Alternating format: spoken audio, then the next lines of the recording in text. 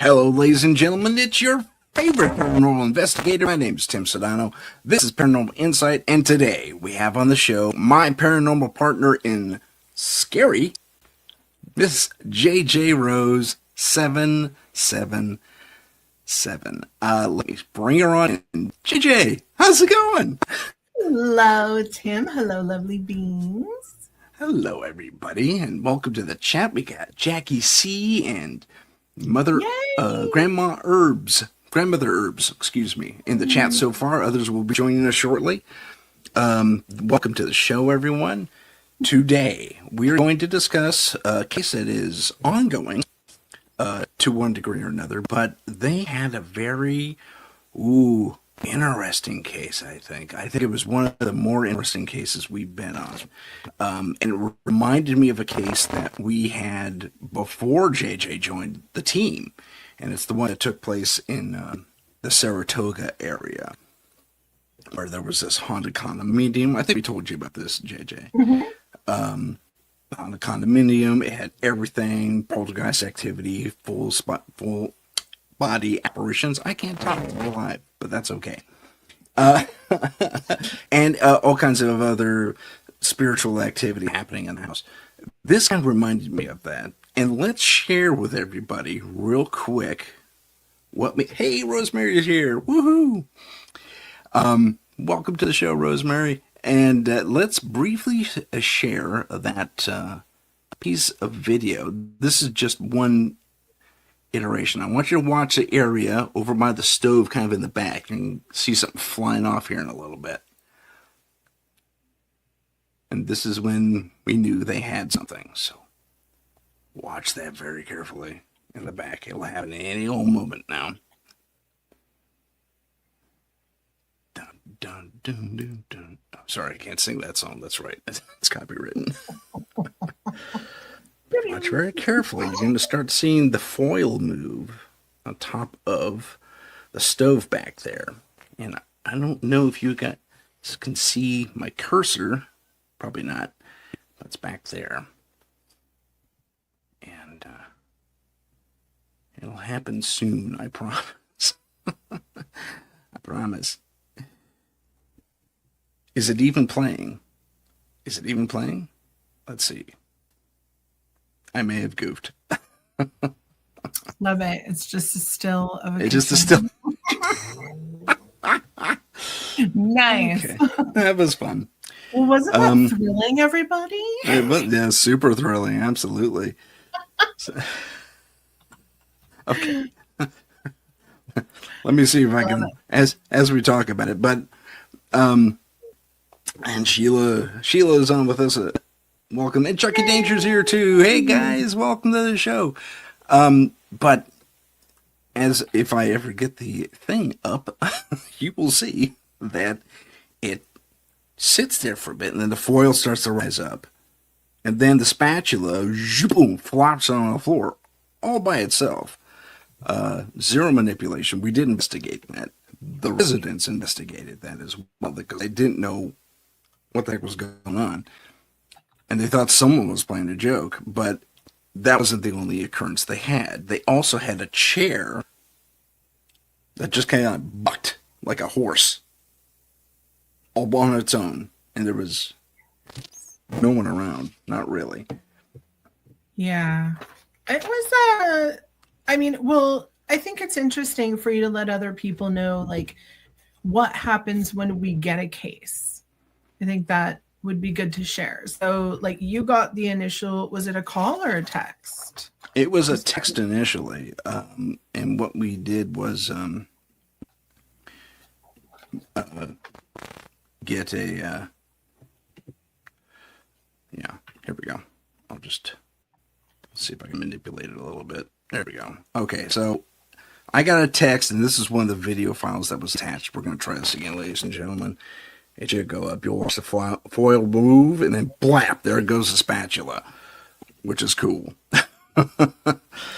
So, multitasking paranoia is pretty funny.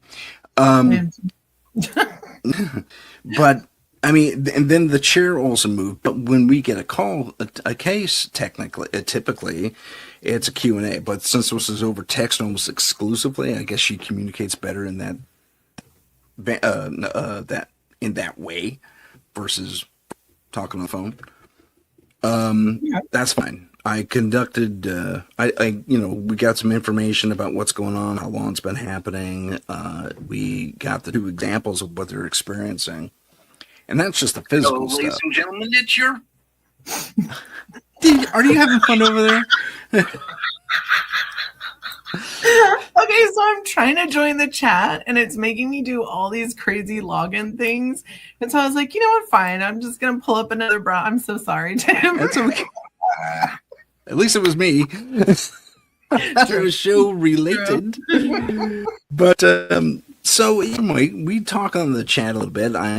I tell JJ what's going on. And when we get there, it is when I conduct my 30-question interview, and poor JJ has to wait in the car. So typically what we do is, it's both of us show up, she waits in the car and spiritually isolates herself. She puts up a buffer or a shield or whatever it is you want to put it, JJ.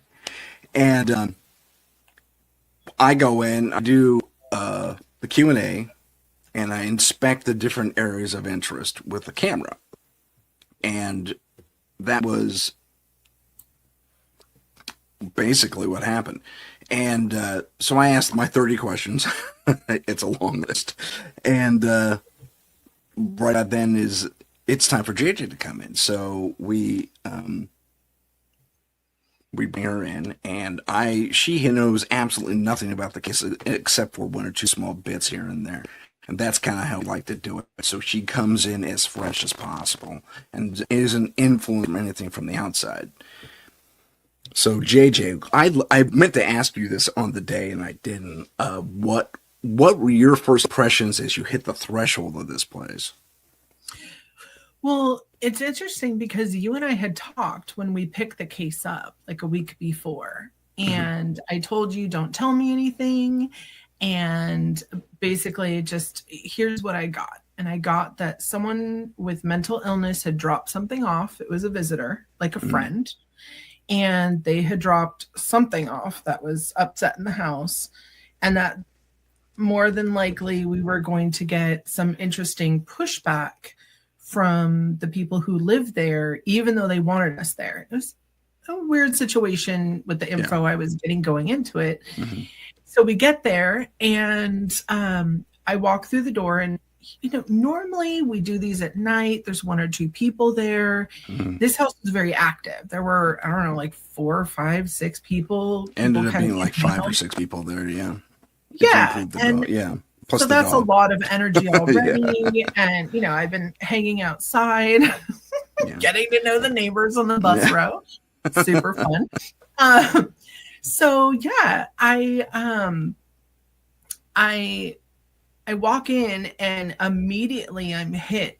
Like you walk into a living room basically, and immediately I got a step or 2 in and I just froze because the energy. First of all, it's very intense with that many people running around and just the house itself.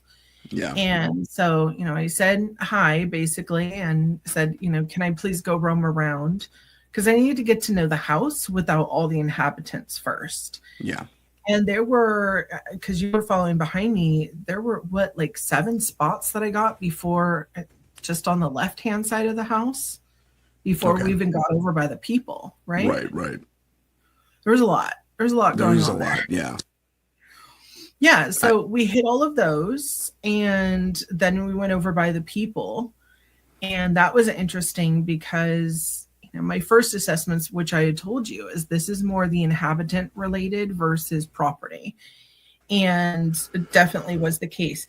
The interesting thing about this, and for all of you in the chat, first of all, hi, I love all of you for showing up. Thank you. Hi, Eric, and I was so nervous about Ms. Bloodfeather showed up and all that fun stuff. That's fantastic. Heidi's here too. Hi, Heidi. Yeah, all right. Heidi's a good buddy. Yeah. All right. So, normally in these cases, you get people who they want us to come out. They want a diagnosis. They want to understand what's happening. It wants some validation. As well as just like what's going on, right? Yeah. So overall, I'm getting all of these markers saying we're going to have a lot of resistance in this situation, which is interesting because, I mean, the people themselves, they were so sweet, so nice. Yeah.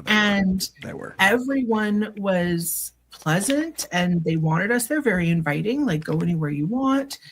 And, you know, I keep having to stop people. Don't tell me all the deets yet. Like, let me tell you first, and then you can share with me, because I really want a cold read. It's very, very easy if I'm getting something to hear what someone else is saying or feeling, and then your mind just goes, oh, well, it's this, instead of me doing what we do, which is investigating. Right. So tons from the people. And the interesting thing that we kept getting was I would ask a question, which I already knew the answer to, but I would ask a question and consistently the response would be no. And I'm like, I know that's not true. I'm asking you a rhetorical question. Like, I already know the answer. I just need you to understand where I'm going with this. Right. And so I'd kind of look at you and you'd be a little confused because, you know, I'm not normally that wrong. Not to toot my own horn, toot. But so then I would just make jokes and I'd kind of conversate about something else. And then all of a sudden, a couple minutes later, I'd hear, oh, yeah, you know, exactly what I had said. And they would come out, yeah, that makes sense. And there were some things that I picked up on, which were very delicate issues, right? Things that you wouldn't want to talk about with anybody, let alone your family and friends and people who might have been there when it happened. So I have to talk around stuff and take people outside. And outside was a trip, Tim. Yeah. You want to talk about the backyard?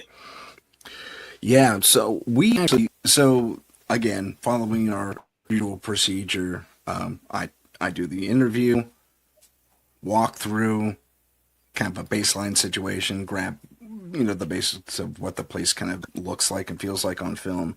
JJ comes in, does her evaluation, and then we kind of do a tech through. No, I'm sorry. We went outside to explore everything because I wasn't even told about garage till you showed up, which is interesting.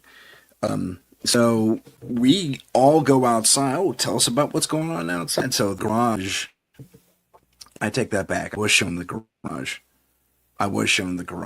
But nothing else outside really, except for they found bags of coins at one point, a bunch of pennies along the fence line.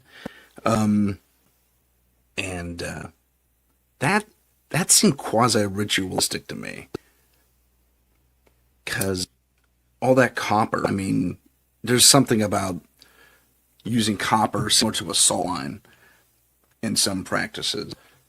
So, well, I mean, copper's a conductive material, so it makes sense. Like a lot of people who have EMF issues with EMF, I'll tell them, you know, line your shoes with old pennies or the end of your bed with copper. There's copper sheets and stuff. So that in and of itself doesn't necessarily concern me. What was interesting was there's this very nice spirit who his name was Sammy. He was an old farmer because that area used to be farmland. It was all orchard. Yeah, it was right along the end. It was all orchard, and it was right along the creek bed.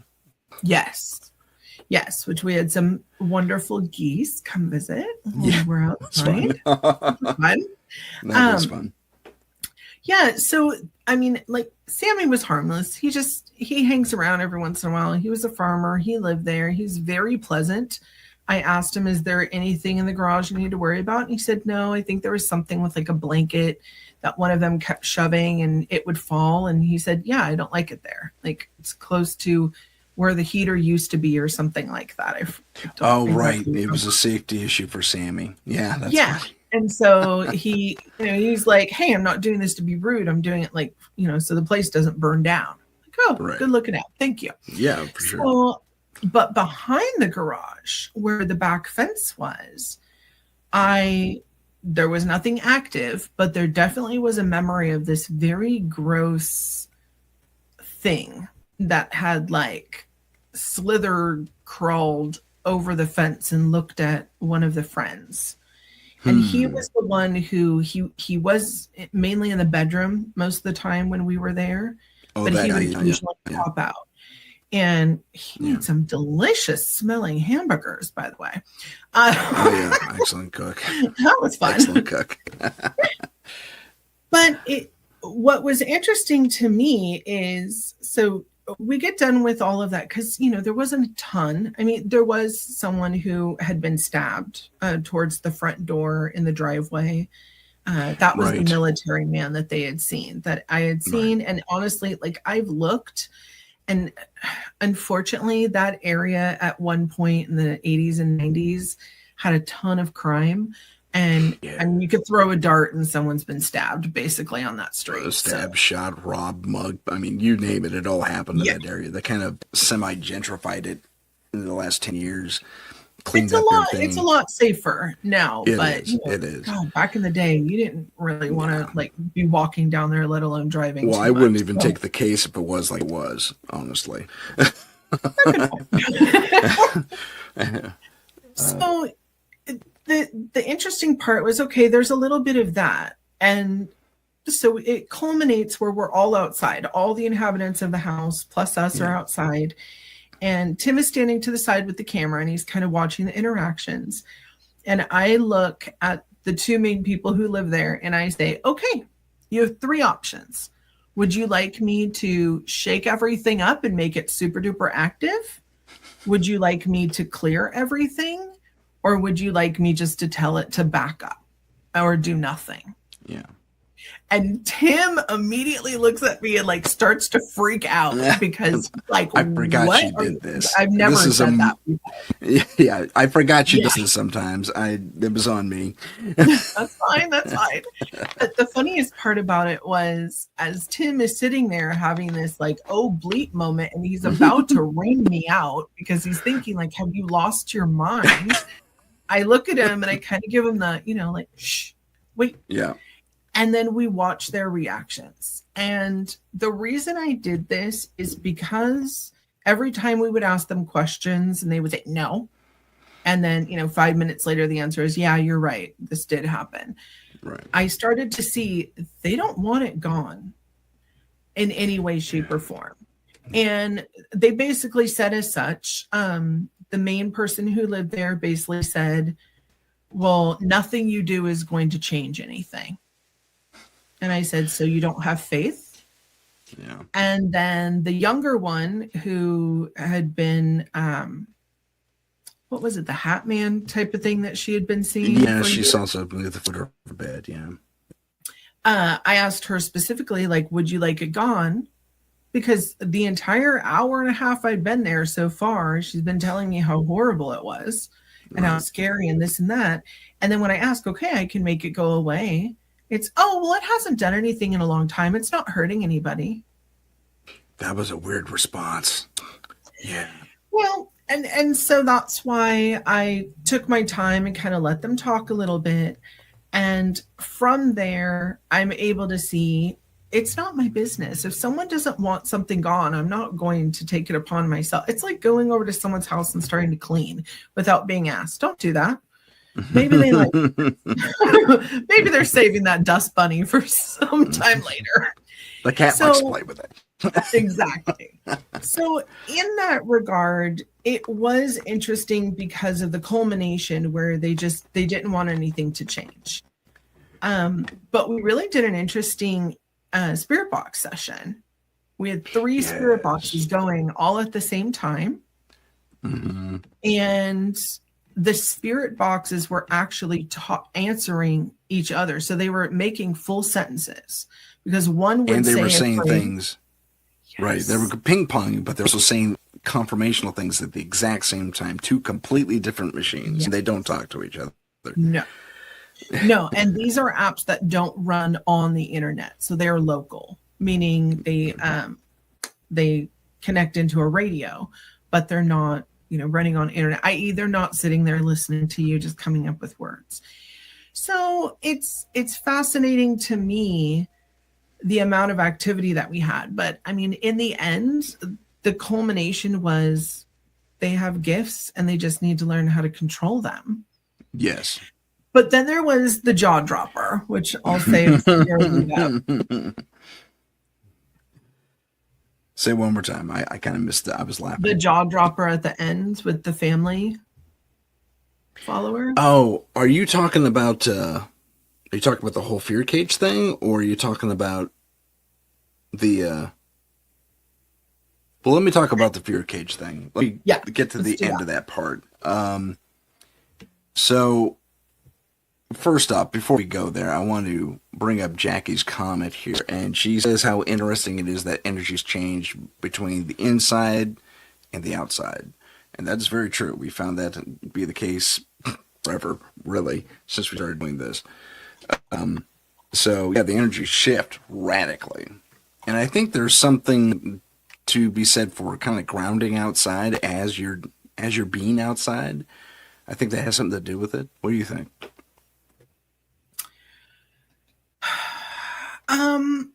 Yes, right. And also inside, it didn't matter how many lamps you put on, this place is just dark. It's small, the way that it's situated.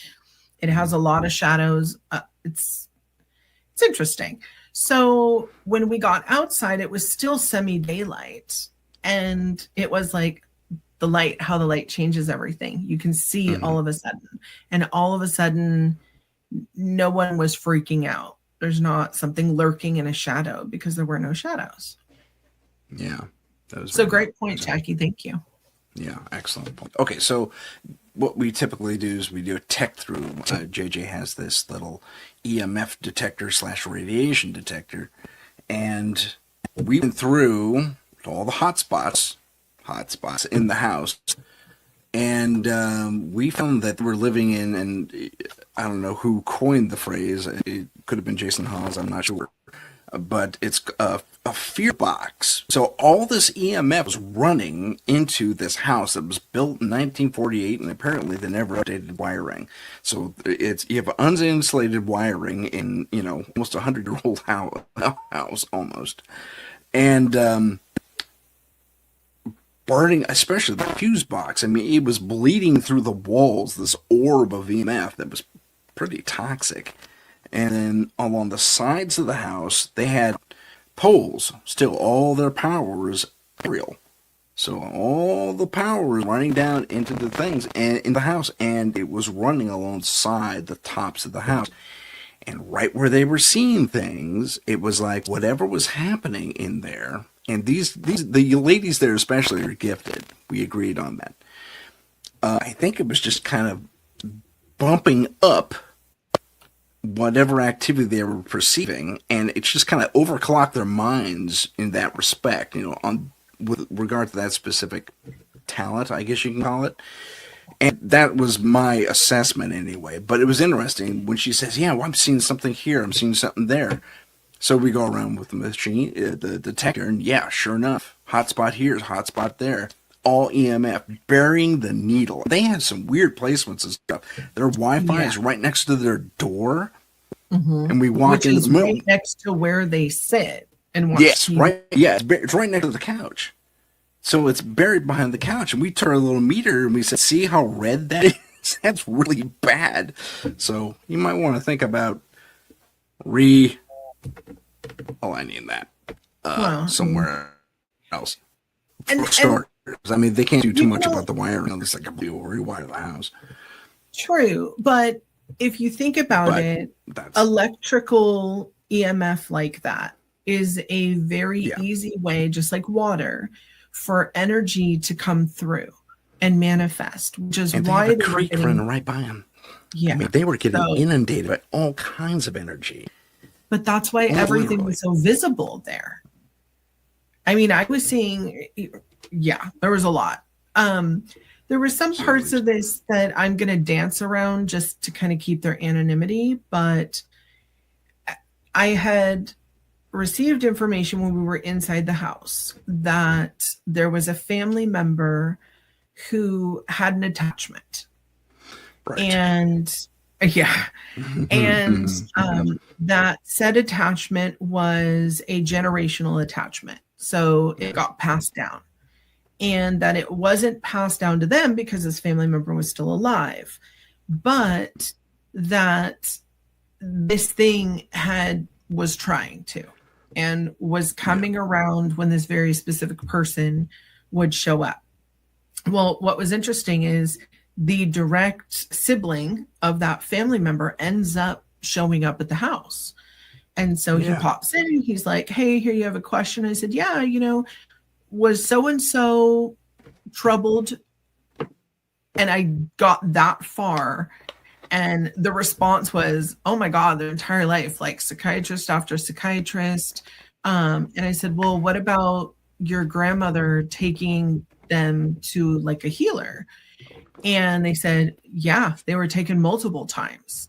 And I said, okay. And they said, but the grandma who took them understood that the attachment they had came from her because she had it originally. And then when the other one was born, it passed down.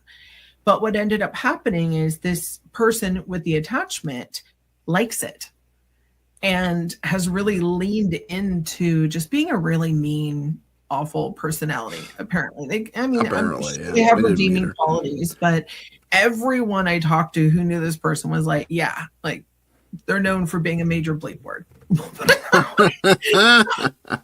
And he said it too. I'm surprised. Yeah.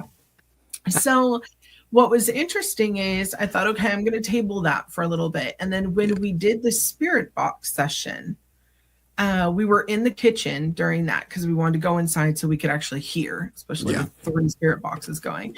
And we're standing in there, the spirit boxes are going, and all of a sudden I look up and this ancient Aztec deity basically tries to bum rush in the windows because we were in like a little kitchen nook. Right. And I'm like, whoa. I felt like the lady from the farm with her emu, where I'm like, stop. So I stop it, and I was like, because I barricaded the house with a bubble and protection just so we could figure out what we were dealing with at that point. Right. And also, I didn't want us exposed to it. I was tired. It was a long day. It was a long day. Yeah. And so I'm trying to figure out, like, what is this? So eventually I end up going outside. And Tim, you've seen me at many investigations. I normally don't smoke. Not on site, no. No. And normally, like, I'll leave or it's 1 or 2 and I'm fine. But, I mean, your girl was smoking up a storm. And they were fine with it. It wasn't an issue. So I went outside, and as I'm smoking, it's attracted to the tobacco. And so I'm asking, okay. And it's like, oh, is that for me? And I said, well, not necessarily, but like, we can chat. And so what I got was that it was a very, very old. Take it, Chucky. Chucky has to leave. Oh, bye, Chucky. It was a super old entity that had made a deal with this family a very long time ago. Like, I'm not even putting years on it. We're talking, a while. Pyramids were being built generations ago. Right. And over time, like, everyone in the family knew how to work with it, how to honor it. Their deal was a deal. Right. And then when Catholicism really came in and had stripped all that culture away and had replaced, fear everything, right? If it's not Jesus. Oh, yeah. And they were no longer doing the old ways. It was getting angry, which is why the family member that it was mainly attached to was so angry, because they also didn't know what to do with it. And so when they leaned into being a insert word there, that was giving it a sense of power. It was getting some emotional energy from it finally, and just becoming a part of a personality. And also, it wasn't happy. It had really nothing to do. It was bored. And the last thing you want is a bored entity who is, we'll call it neutral, right? Because it's willing to do good or bad for you depending on the deals. And so it when I say neutral, meaning like it doesn't have the same morals and values we do. And all of a sudden it's bored and it just wants to become a chaos gremlin. It's not going to leave on its own because of the bind, that it's. Anyway, Sheila's question is wonderful. Sheila's question, yes. She asks, if people reach out to you for help but don't want to clear anything out, they reach out to begin with. Is it just to confirm there's something there? Sometimes, yes. Most times they do call us for help. I mean, to get rid of this stuff. And that's because of JJ, we are able to do that. And I've told the story on my show several times how she was on her first night there. We threw her into the deep end and she kicked some serious butt, spiritually speaking, of course. Yeah, it is. Validation is certainly a part of it. Some people do stop there, but most people want it gone. But JJ's analysis rang pretty true. They weren't ready to have all that gone because there's already some other issues happening with them that are going to just exacerbate, and they have to kind of get their ducks in a row before anything can really be done to alleviate them of the spiritual attachment. So that's where we're at in the case right now. Actually, we're in from the stuff together. There's a few things that have to happen before the DP can come to pass. I think it would be another couple of months before we are able to even do anything about it.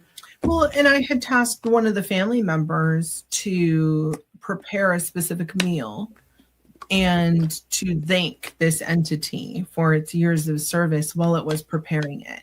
And that specific meal has a lot of parts to it. It takes a very long time to make it, and it's not labor intensive so much as it's just timely. And there's so many moving parts to it. But all of those moving parts have a spiritual basis and connection with this entity. So that was the homework for one of them, to see if you do this and it's getting a little appreciation. Don't give it things to do, but just say, hey, thank you. We're appreciative of the fact you've been with our family for so long, and we're sorry we don't really know what to do with you. And start loosening those bonds of seeing how the family member changes, who's afflicted, and also seeing how the activity morphs and changes. And also just the inhabitants learning about their own abilities and how to protect themselves and how to handle themselves if they want to. Not everyone wants to. A lot of people invite us out because it's fun and they've seen a show and they want confirmation, but like, we're not Zach Baggins. I'm not going to sit here and narrate in a monotone voice and scream and run out of the house, because if I scream and run out of the house, everyone should be following me. Hot on her heels for sure. Mine for that matter. Now, I wanted to talk about something interesting that did happen outside, especially with me. I was the first one that felt it. If you've ever been outside or even inside with anyone and maybe you're roughhousing with a brother or sister, this typically happens when you're younger, or maybe you're about to get in a fight in a bar, I don't know. It depends on your experience, really, but you feel someone rushing at you at the last second and you turn around and come on, let's go. Well, that's exactly what happened to me, if you recall. And I was pretty surprised by it. I said, what the heck was that? And JJ said, fill him in. It's all good, is what you said. I stopped him. Oh, yeah. I was trying to figure out which one, because you did that twice. Yeah, the first time was like a bluff check. It was like a bluff charge. And then the second time, I felt something really coming. And I was like, what the hell was that? But please, that was, we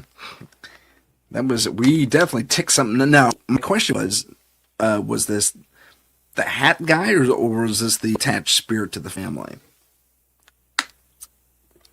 I want to say that was something else. There was a lot going on. I mean, and we not only had the two people who actually lived there, but like I said, 3 or 4 other people who didn't, who brought their own fun bag of items, shall we say, to the party. Yeah. You know, at one point towards the end, they were like, well, how many spirits are here? And I was like, including your spirit teams and stuff, because it's going to be a big number. You know, do I want to count all that high? Not necessarily. But it's so fascinating to me in some of these cases. And I'm not mocking anyone. It might sound like that, but truly, just from someone like me who has lived with this my whole life, I understand it. For me to see people who don't understand that we are constantly around so many different things.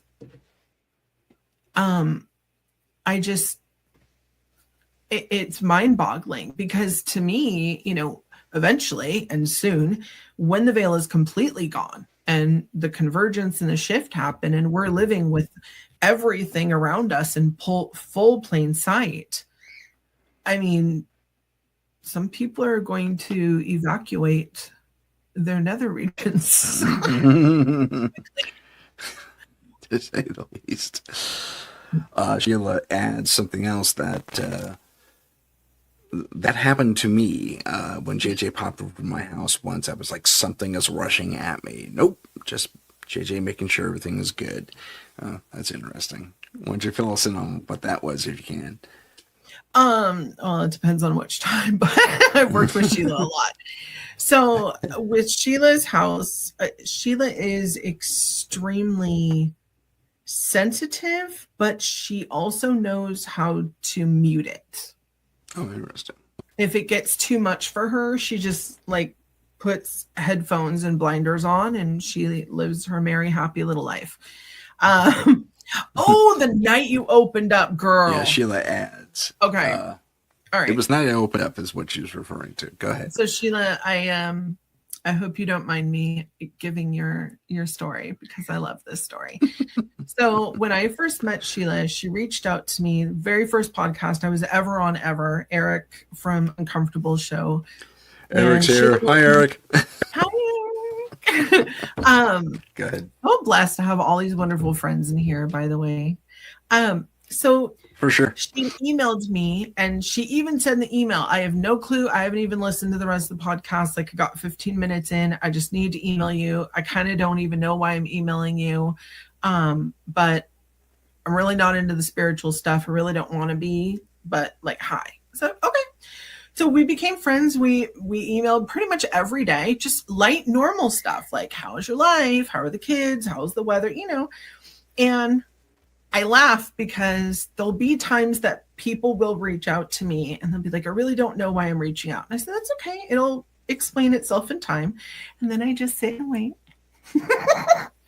because eventually it'll make sense. And so, so it moves along, and I had a group chat with a couple gals who we all listen to the same Uncomfortable podcast, and we were all fans, and we all just chatted. And I thought, okay, well, we're all talking on the side, so like, let's all talk together.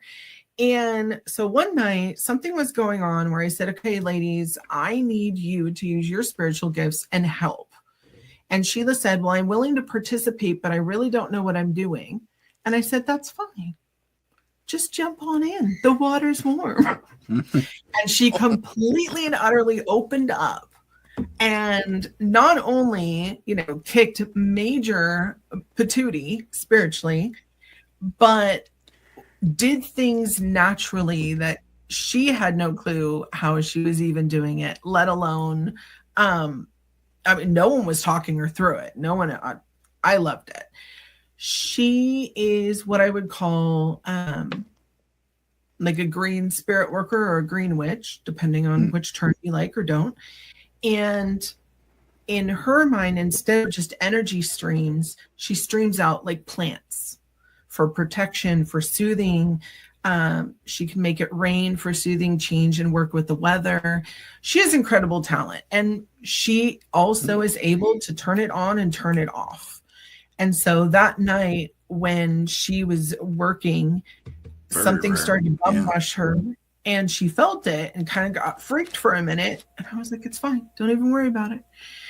And now I'm able to go over once in a while and astrally hop over and give her hugs and say hi to the kids and the dogs. And what's also really exceptional, in case anyone thinks spiritual work doesn't work, she was right in the path of tornadoes this last batch, this horrendous batch where the Midwest just got hammered. Yeah. And literally she's camping out in the bathtub with the kids, her mom on one phone, I'm on the message, and we're watching the radar. And I said, okay, I'm going to town. And she worked with me to really bubble her house. Well, literally the storms went around her house. Really? And we have actual the meteorological screenshots to show it. It's I wish you had those. That would be awesome to share. I'll send you some. Yeah, it's super incredible. And all of you that are in the chat, I love all of you because it's true. Like, it always starts with the first email and then things just progress. And it's so near and dear to my heart. It makes me want I'm all for clipped. But it's true. I love the interactions, and I adore when I've met someone and I know exactly, like, a snapshot of who they are at that moment. And then whether it's months or years or sometimes even weeks later, to see their progression in such a short amount of time that makes my heart soar. So thank you all. It's outstanding. Yeah. No, it's good to have those positive interactions. I see a bird.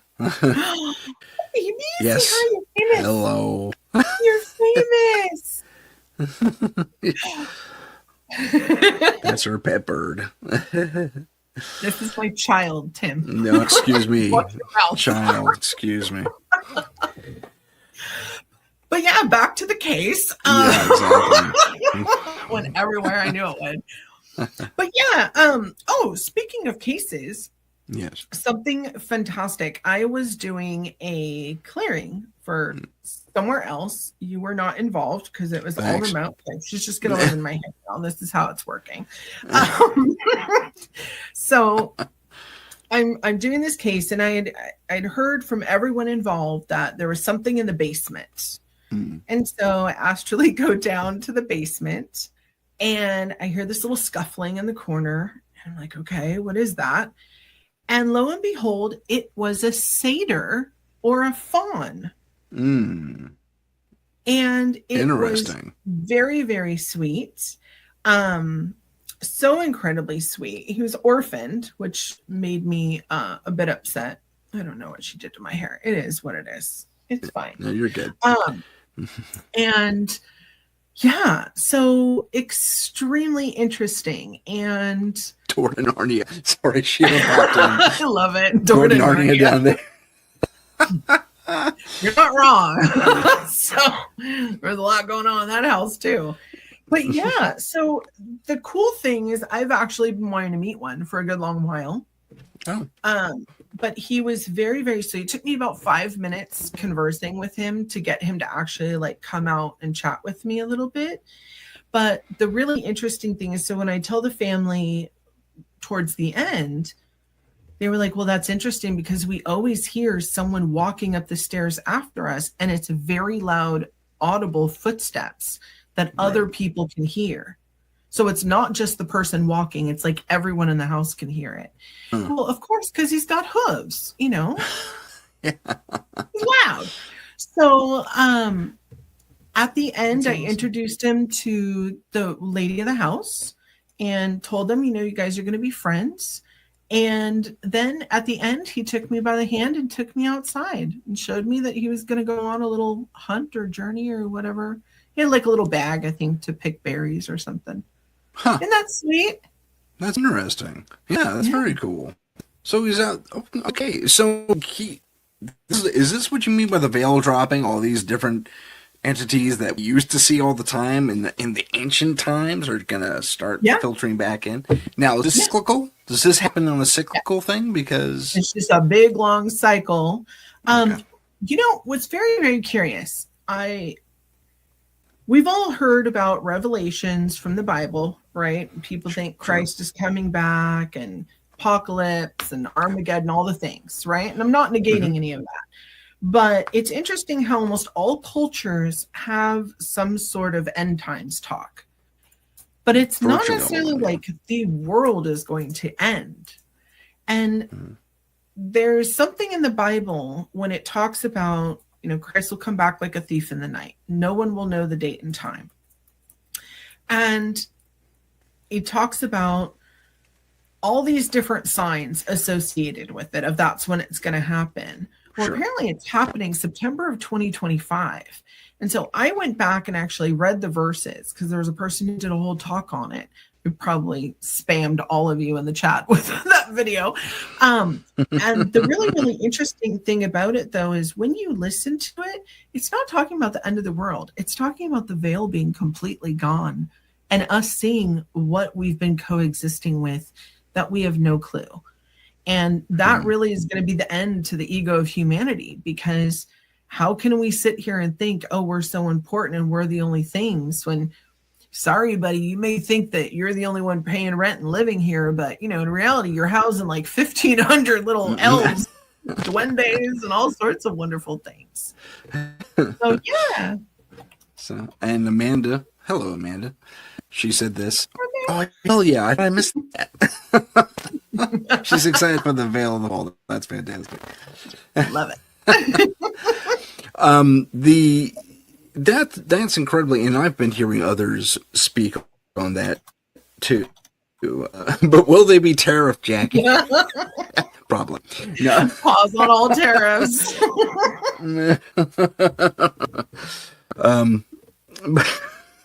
That's a great comment. Sorry, I'm still dying on that one. It's interesting to note that you're not the only one saying that, and it's being said constantly. It's the first time I've heard a date associated with it, though. Well, I mean, I've been talking about this since October of 2022, and I'm not trying to get brownie points for it's me. I don't care. Everyone else, I tell everyone that I don't care if it comes from me or not. But I want people to understand that what I've been talking about of us getting prepared for is being talked by other people. It might be in different ways. It might be in, whether it's a matter of, oh, I'm seeing this through a biblical lens, or a lens of insert other religion there, or spiritual lens, or you want to call it 3D, 5D, or mass ascension, or the aliens are coming. I mean, it's all the same thing. It's just a matter of how it manifests. And it is all the same thing. Excuse me. If everything is basic, oh my gosh, you just gave all the credence in the world to my paranormal M3. Thank you. That clicked for me. But, okay, so paranormal M theory is basic, for those of you who don't know, all the paranormal stuff is related, basic, like one degree or another, be it over centuries or, last week. There is a relationship to all this different weird stuff that we've been experiencing over centuries. And if JJ is correct, and I believe she is at least to one degree or another, that this entire no, it's a compliment, absolutely. This cyclical veil diminishing and reappearing, it's all part of the same thing, like she's saying. So if that is the case, if we are heading toward that, does that mean that we are going to experience, if we ever did really experience it, what might be known as magic? Like the ethereal, like old school wizard stuff, flinging flames from your fingers at just because you're thinking about it, kind of a thing. The thing or of it is that too far-fetched? Happening now. That's happening now. Yeah. Whether people, honestly, people like myself, right, who can do things like that. It's not always on command, like David Blaine, first of all. Let's just keep that real, okay? And if it was on demand, like, awesome, let's discuss. But it happens. And when it happens, it's usually the first instinct. Well, I'll speak for myself, not other people. The first instinct I've had when things like that have manifested is, oh, bleep, I don't want everyone to freak out and make me a pariah. So you try to make nice and all the things, right, in order for people to be calm and composed. But I mean, I remember there was a situation a long time ago, and I was really angry. This person had done some really terrible things, and I was extremely angry. And as I walked out of the house, I said, be careful, because you're playing with fire. And if you play with fire, you're going to get burned. And then I slammed the door and walked off in a huff. Well, in their house, they had a washer and dryer that were unplugged. They were getting ready to sell them. So they were just waiting for someone to come pick them up. So they're sitting there, and the other person with them, who I knew really well, is, talking to them like, why do you do that? Like, you're going to have to figure out how to make this right. Like, she's really mad, type of the thing. And then all of a sudden, the smoke alarms in the house all start to go off. And they're like, what do you, like, no one's smoking in or no one's here. And mind you, there's only one entry and exit into this home. Okay. And it was the one that I went out of. So it's not like someone else walked in. They were standing by the door. And they walk around the corner, and the washer and dryer, both of them, had flames coming out of them. Oh, okay. Yes, okay. Absolute flames. And so, I mean, they're sitting there trying to figure out what's going on, because they're not plugged in. They're not on. They haven't been plugged in for over a week. And how are their flames? There was nothing ignitable in either one. So there's nothing that should have been burning or was a fuel source. But obviously, when that happened, and, everyone's going to hear about it. Oh my gosh, she's so mad. She threatened me, and then she, blew up my washer and dryer that weren't plugged in. She's a witch. Count the nipples. Sheila, that one was for you. So, when that whole thing happened, my whole thing is, oh, it could have been this, it could have been that. They could have been telling tall tales, because I'm thinking, oh, great, like, don't piss me off now, because I'm going to make something burn. And that's not how I am. I don't want to be a scary person. But usually when these things manifest, they manifest in a time of extreme emotionality. And so I love Eric so much. Eric, so fun. She turned me into a newt once. That's too funny. It's true. It's true. I turned him back, though. Not quite human, but he can lick his own eyeball now. It's interesting. Exactly. Love that. Oh, like how newts do? Yeah, he's got 260-degree eyeball views.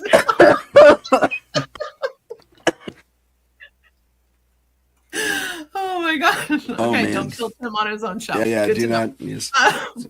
But yeah, so I mean, these things are already happening. There is a video of a man, I want to say it's China, from years ago, where he was doing qigong work and was able, someone filmed a couple minutes of it. And there are a few people who have it on ancient hard drive somewhere, and they've, put them in storage and hid them, because that thing got scrubbed from everywhere. But it's just the guy who moved the brick. There's that, and then he also shot fire, and he did something else. He melted something. Oh, and crazy. But I've seen people. I saw someone walk through a wall once. It was a human being, very tangible. I knew them, and they walked through a wall. So things like this happen. Are they happening just because I'm lazy and don't want to go through the door? No. But they are happening. It takes excessive forces or a lot of duress. Yeah, but I do see it ramping up. I said forces. I meant focus. I'm sorry. Excessive focus or a lot of duress. I thought you meant like forest through the trees. Yeah. I just can't talk today. I also have been woken up a couple times in the past week and a half, screaming. because I You am mentioned that to me. Yeah. yeah. Not the funnest thing. What was forcing you to scream? Do you know? Well, one of them was I saw this child just jump up on my husband and straddle his legs. And at first I'm like, okay, who is this little boy and why is he here? And everything looks like the room. Like the only difference is the lights were on in this. And then his face changes into something not a human child and then proceeds to start attacking him. And I'm flailing like this, trying to get him off. And in my head, I'm not screaming, but apparently I was screaming bloody murder and like thrashing at the air. Oh, crap. Yeah. A couple months ago, I actually woke. I don't know how I did this. I went from laying down to standing straight up in bed, screaming and kicking. Okay. Wow. Yeah, I've been seeing these things at night, and at first they kind of looked like spider jellyfish plants almost. Like they weren't really sentient, but they would just kind of be there, just doing this weird undulating thing. And they would move. If I sent them light, they would move. Well, last night they turned into these weird spirals. And they're all over and they're super vivid. Now, mind you, I've been to doctors. I do not have sleep apnea. I do not have an eye problem. I have had all my levels tested. I'm fine. I mean, yes, in the past week I was running a fever, but this wasn't fever dreams. Actually, You want to know the best dreams I ever had in my whole entire life? Good. It's when I had COVID. Yeah. Sick as a dog years ago, the first run with it, I dreamt of unicorns and like rainbow clouds. And it was so happy. And I was like, I've never had good dreams in my life. Like, this is amazing. Yeah, who knows? It just took a weird virus, right? But there were these spirals and they're so vivid, Tim, that I am awake. So I go from being asleep, something jolts me so that I feel like I need to wake up.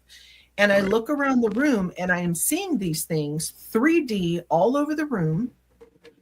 And as I get up, stand up, go turn on the light, they're still there. And then slowly they fade. It's very odd. I've had a very similar experience once when I was younger. But not consistent, not lately?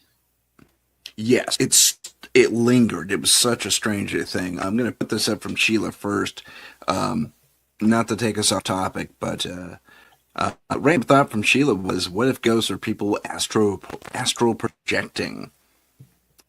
Ooh. She thinks it might be silly, but I think she might have something there to one degree or another. Thoughts? I like that. I mean, are they even ghosts? Yeah, if you're astral projecting, you're pretty intangible, and maybe you can make yourself, if you're intangible, but you can still make yourself visible. Who knows? It depends, I guess, on how powerful you feed that ability. Well, for me, a technical ghost means it is a spirit who is human, died, and refuses to cross over. They want to stay earthbound. That is a true ghost. I mean, so kind of they could if they wanted to. Yeah. I've never known an astral projector to actually move things, though. At least not. Oh, you have? Okay. Oh, well, then maybe we're onto something. I've gone through drawers and. Yeah. Okay. Yeah. That's good, because Sheila brings up that fact in the separate thing. Right there. Maybe that's why they're able to move things. So, well, the other thing is possible. We're coexisting with all of this stuff. And as you said, the veil is dropping. And there are people who just... I gotta put this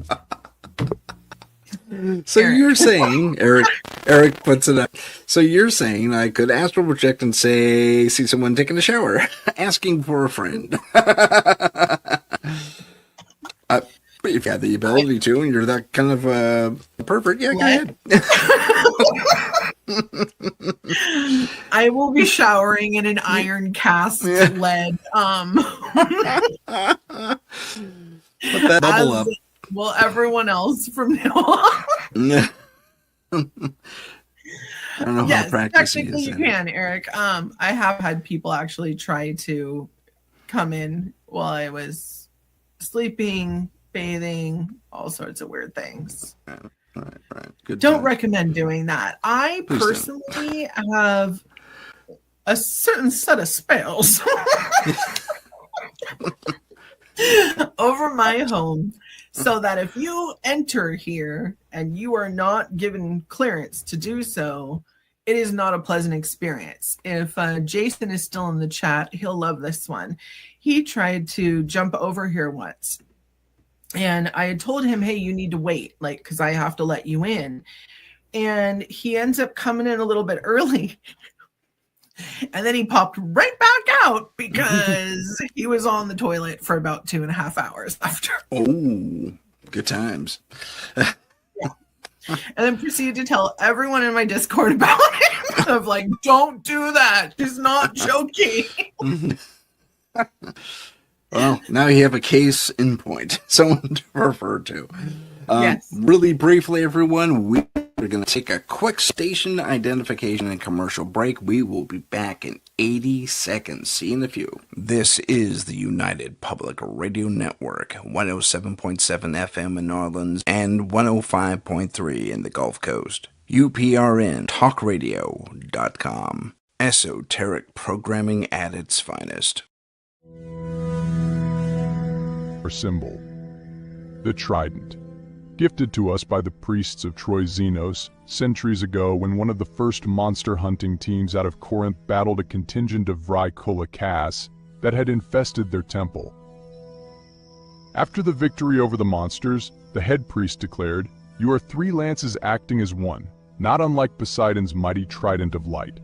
That would become our name, the Trident of Light, for the good we did, and still do, against the dark evils of this world."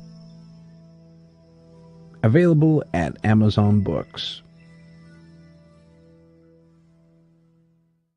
Follow us on Instagram at paranormal.insight. Stay informed on upcoming shows, ask questions, and see what chilling paranormal stories we're following. Don't forget to follow us on YouTube at paranormal_insight. Click the live tab to see our latest videos. Okay, it cut off on my end. I don't know if it cut off on your end. Welcome back.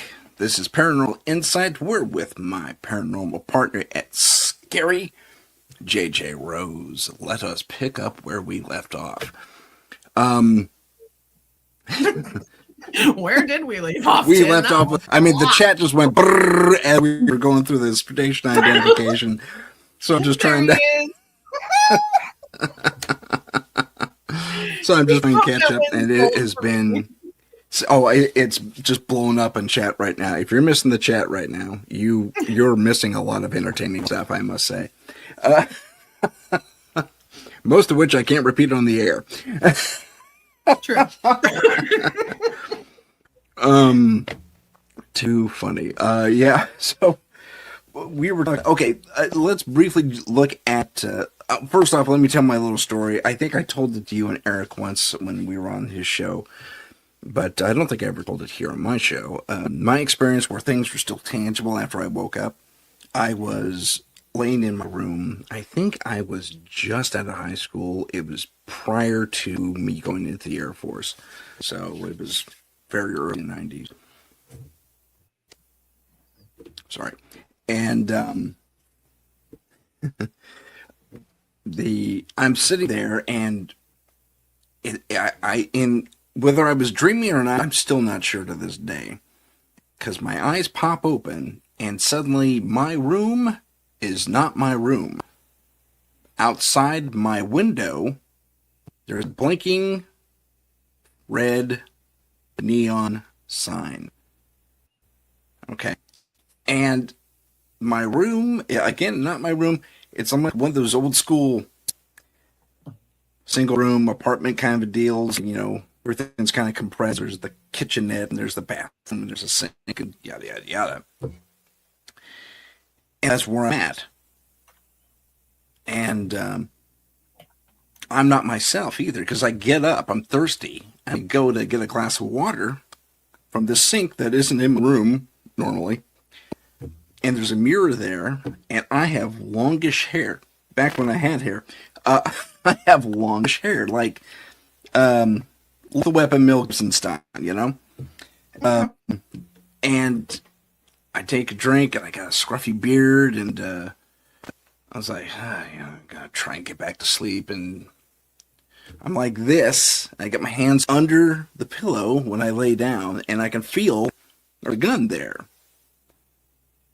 And suddenly, the door gets kicked in, and this dude, I mean a gorilla of a dude, pops in. He looks like he's an old school detective. He's got a fedora. He's got a trench coat.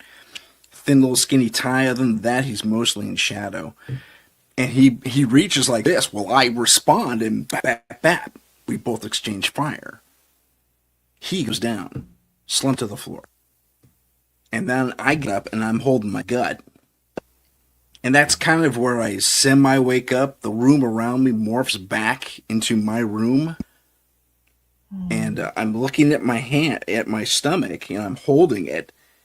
And I put my hand away, and there's blood on my hand. And I'm still in the process of, I guess, waking up. I don't know. But it seems like everything just kind of faded away, even though my eyes were open. It's like I fell asleep with my eyes open, basically.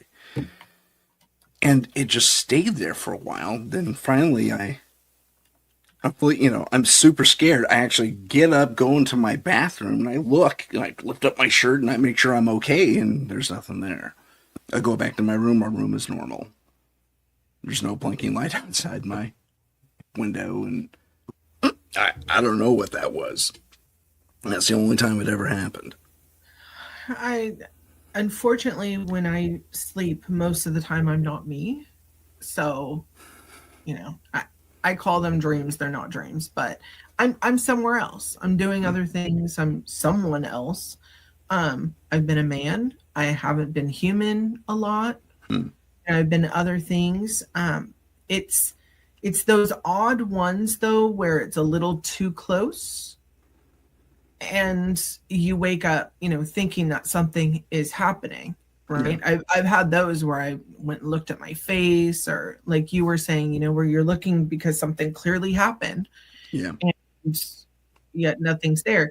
The weird one though is we know a few people who have had experiences where they've woken up and now they have scars that they never had before. Oh yeah. Tell about that. Yeah. See if we can get them on your show one of these days. Yeah, one of these days. That would be fascinating. Super interesting. But yeah, where they have physical scars that there wasn't one before. I've had things where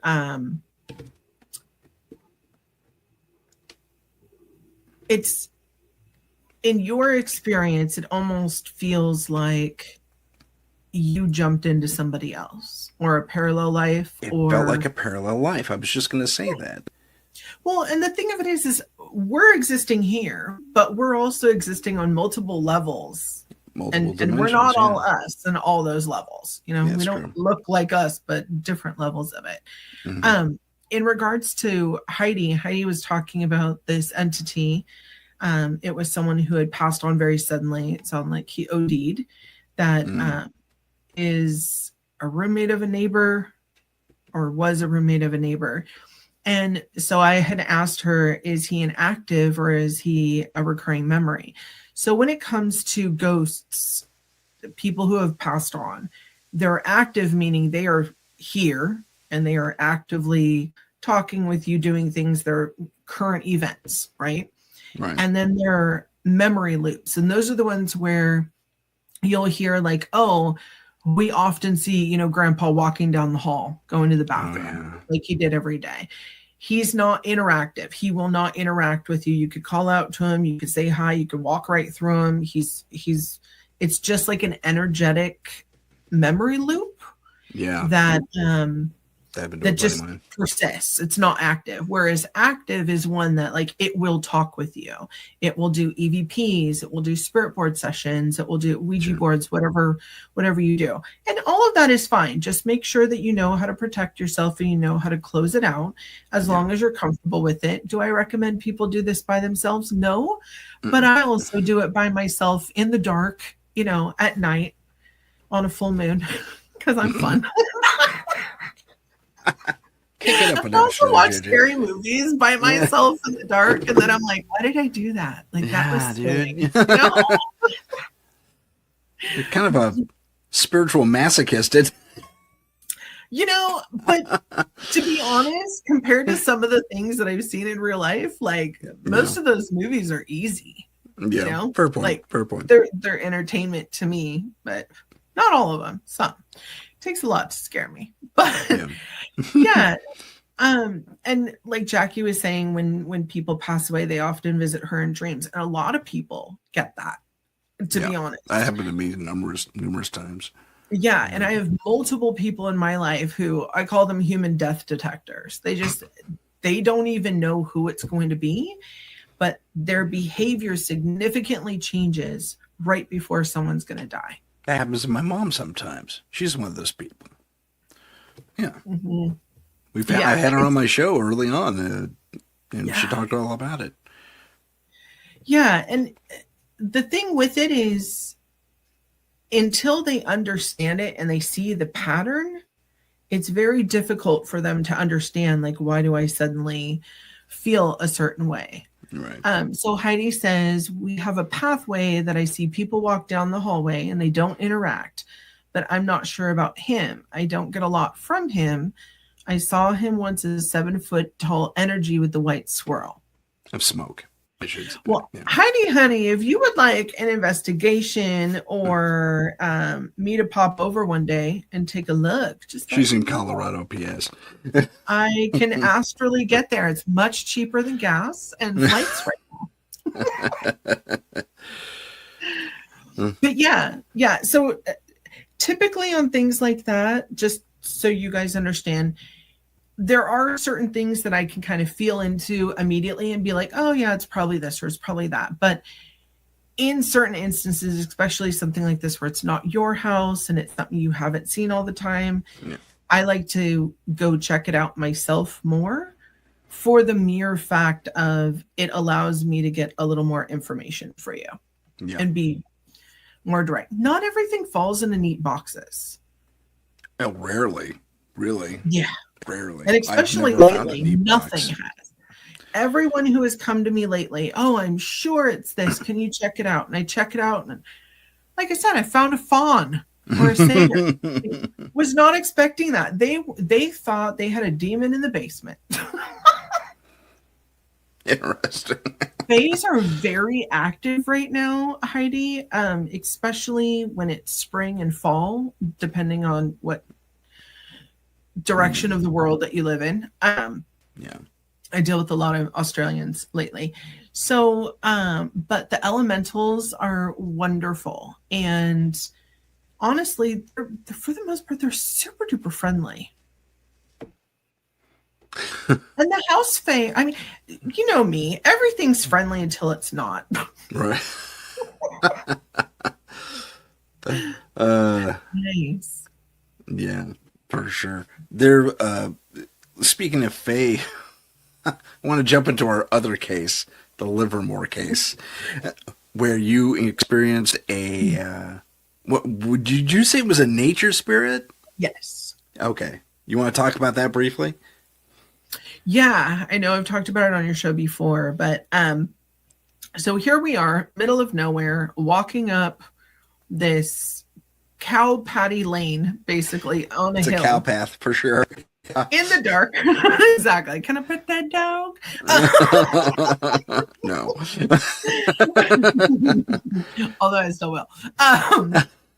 So it's nighttime. I think I'm in flip-flops. I don't know. I'm in some ridiculous I did bring actual tennis shoes for this one. Someone warned me. Thank you, Tim. Finally. You're very welcome.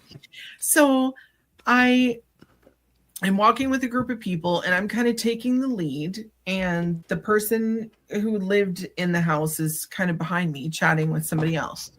And all of a sudden, I mean, from this big barren field, this thing is charging. And I don't mean running, I mean charging. Like, think cheetah and gazelle in Africa in the plain. This is how I'm feeling about it. And so I'm looking at this thing and I'm like, okay, is that real or is that other? Okay, it's other. And I'm like, what is that? And so I stop it, and it's this, I don't even know how to describe it. Imagine like a squirrel and a raccoon and a baby koala, like all had a weird baby. And it is chittering and it is mad and it really wants him. But I'm like standing in front, blocking. I'm like, whoa, whoa, whoa, talk to me. Yeah. And finally I get it calmed down, and it tells me that the guy who lived there, he shot squirrels and those were its people. And it was very mad. And so I ask him, and he lies and basically gives a tall tale. And I said, well, you need to apologize. And then he gives a half butt answer of an apology. And that didn't help anybody anymore, but I got it to calm down. Well, the nice thing is, like I said, I make friends easy. It wanted friends. It wanted love. And so it asked if it could hang out with me. And so I had it sit on my hip like a baby koala for the rest of the investigation. And when we left, I said, okay, I remember we were in the van, and then I said, okay, I've got to go drop this off. And so I took it to the side of the house, and I said, okay, I'm going to leave. You can come with me and I can rehome you, or you can stay here. Like, you're going to have more fun here, because where I live, there's not that much to do. And it said, I'll stay. And I cried. I'm over there on the side of the house, wiping my tears, crying. This thing's crying, give a big old hug and said goodbye. But I mean, I tell these stories not because they're fun and sweet and it's something to talk about, but also because I want people to understand you don't have to be so afraid. These things, just like people, if you're nice to them, 89 to 94% of the time, they're going to be nice back. Nice statistics. I like this. It's true. Exactly. I mean, there are things that, they're just not, right? True. But for the most part, if you're kind and you say, hey, exactly like Heidi said, peacefully coexist. Yeah. And in reality, they're living just like we are. And we're sometimes in their way. True. Just true. Be kind. Mort's here. Hello, Mort. And I couldn't agree more. That's something you just, even in the back of your head, even if you're not totally convinced that any of this stuff is really happening, I say better safe than sorry, and just kind of roll with the punches. You know what I mean? Because it's gonna get a bit extra weird in the coming year, So, and right now it is April 10th of 2025. Yeah, not far off. And if you think right now is already weird, just wait. Yeah. This is first gear. Bro. Right. Yeah. Speaking of April 10th, big happy birthday to my buddy Alan. Alan is serving us overseas, so thank you for your service, Alan, and happy birthday. Thank you, Alan. And happy birthday, buddy. Yeah, man. I hope you're somewhere tropical. He isn't, but I happen to know where he's deployed, but he isn't. You could hope. Maybe it has some tropical. There's tropics nearby. Okay, well, there's that. Yeah, happy birthday to Alan from everyone in the chat as well. Exactly. And thank you for that. I'm sure he'll appreciate it. And happy belated birthday to you, Tim. Oh, thank you so much. Yeah, mine was on March 29th. Appreciate that. I still have your birthday present, by the way. Oh, excellent. You're going to have to show everyone. when you get it. Right now? No, because I don't have it to give it to you. Okay, gotcha. All right. Yeah. That's fine. Oh, thank you, Heidi. Yes, thank you. Yes. Thank you, all the viewers. Yeah, happy birthday. Oh, Appreciate that. everyone's so wonderful. Yeah, we have. Glad you were Amazing, born. Oh, amazing. that's super sweet. I just read that. That's awesome. Thank you very much. Love that. Yeah, today, this anything birthday else? was not the... Huh? Oh, anyway, I was going to say... But it wasn't fun because you were sick. I was sick. Yeah, I was sick. I said that in my little Yeah. message on Instagram, but yeah, Well, you I was sick on my birthday. with me, dude, and you got Yeah, sick. dude, I missed out on the best. So we'll have to get together, do a lunch or a dinner or something, and rectify that. And stuff. And stuffs. And stuff. So, we're, Did I miss anything? I don't think so. Okay, so we covered the case that we just did. Yeah. I kind of want to touch on something about that, though, regarding our most recent case. When we were talking about the, how I called it a fear cage and the energy. I want to talk to you about energy more than anything. So we can, as humans, especially gifted folks like yourself, who have the ability to detect these energies a little bit better. I'm actually kind of super sensitive when it comes to EMF, and it is both a gift and a curse because it gives me a pretty gnarly headache.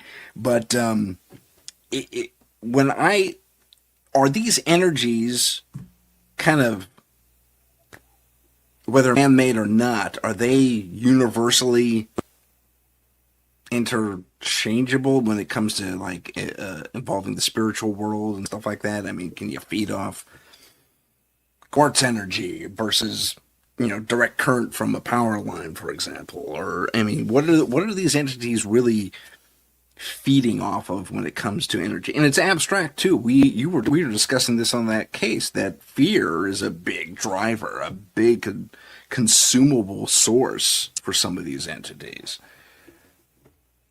I guess, so that's my question. Are they just able to feed on whatever's around, or do they like certain things or whatever? I think anything and everything is adaptable. I'm going to stick to just Earth. Okay. At this point, because if I get into other planets, I think that's going to get a little too complicated. But the reality of it is that on this planet, there are entities that feed on negative and positive energy. And you're going to have very specific things that are going to gravitate towards either one of the polarities. But if they're starved, meaning there's no food source, there are other things that they will start to feed on in order to figure out how to make it work. And now I am on this show all by myself. This is super fun. Hi, I'm JJRose, and I'm running Tim's channel. This is fun. So in regards to his question, until he hopefully pops back on here, hi everyone. So in regards to energy sources, you have natural sources, which are going to be crystals, rocks, earth, people, right? Just energies within the weather. And then you're going to have emotional sources that come from people and animals and other things.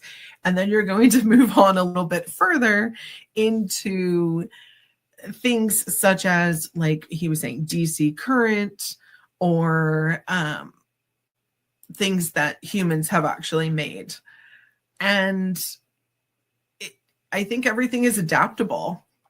I absolutely love you all in the chat for keeping me company, because this is very odd that I'm on here all by myself. I kind of don't understand how this is possible, but I love it. So yeah, in regards to energy sources, it's difficult for me to give a firm answer. If you were to go off of Earth and go on to another planet, everything is going to be a lot different. So um you know, in other planets you're going to have different sources for different things that eat different things. I love all of you in the chat for all of this. I actually don't know what to do at this point because I feel like I just took over his entire show, which is fun. He just messaged me that his internet passed away. So we will have to get that fixed. But oh, if you guys could see the comments right now, you are amazing. Great Mother Herbs. I love you. So, great question. How would someone take Earth source energy and use it? You can use Earth source energy in all sorts of different various ways. Whether it's using it like a power source to fuel yourself up, whether it is using it in order to do different things, whether it's physical, spiritual, or that all in between. Question about quartz. Go ahead and ask. Quartz magnifies. Okay. I'm going to answer your question before you type it and wait for you to type it. But quartz magnifies. So anything, think of quartz like Jupiter, right? Jupiter in astrology, it makes everything bigger. It magnifies it. So in your instance where you're using quartz, you want to use it in conjunction with something else. So you cannot use it to keep your internet up and running. Sorry. So if you were doing spell work for I want more of something or I want something to grow, you would use whatever herbs, spices, whatever you use, and quartz to magnify it. If you are trying to go on a diet, right, where you're trying to shrink, you do not want to be using quartz in that. You want to use something that's more restrictive. Colorado has abundance quartz and it does attract spirits here. Yes. So to answer your question, Heidi, I know that Tim and I have talked about it a lot before. Quartz in and of itself actually calls forth spiritual activity. So if you know places with a lot of high strangeness, and some of them I legally can't say on the show, there are multiple places across the United States that are talked about a lot in different shows. And those places in particular, you will see a lot of high strangeness. And when you really go down in the soil samples, you'll find out that most of the time they end up having a ton of quartz within the soil structure underneath. And that it's a conduit. So you want to think of it as it's not the quartz itself doing it. It's just creating a magnification of what's already there and thus allowing those spirits to culminate or different things to activate in that actual location. So with this all being said, I cannot thank you all enough for showing up in the chat. I appreciate you so incredibly much. I know that Tim does as well. I don't really know how to end this like he does, but what I will say is thank you all for coming from the bottom of my heart. Thank you all for listening. We love you all, and hopefully we'll be doing this again, maybe on my channel. Au revoir.